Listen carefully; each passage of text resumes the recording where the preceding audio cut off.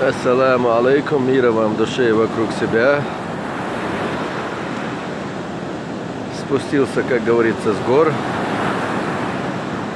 на прибрежную равнину в районе Дербента, это Каспийское море.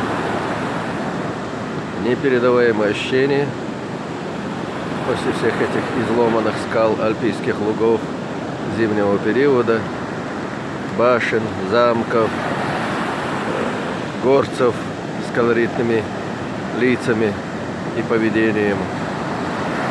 И попадаешь вот в такое место, где, как говорится, глазу не за что зацепиться, кроме огромного количества воды.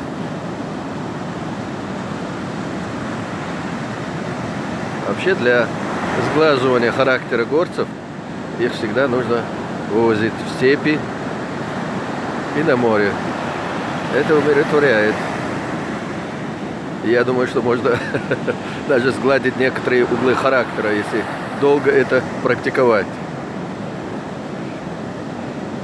Но, чтобы не было скучно в этом мире, надо обратно возвращаться в горы,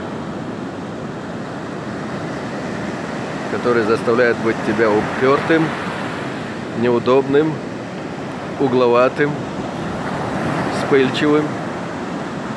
Но, с другой стороны, гостеприимным, щедрым, потому что среда заставляет и формирует твое поведение.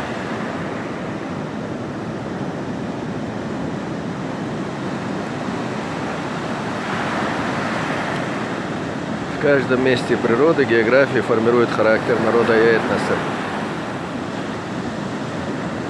И у каждого места есть свои преимущества и свои минусы. И Всевышний нас создал такими разными, чтобы мы познавали друг друга и радовались. Чего и вам всем желаю.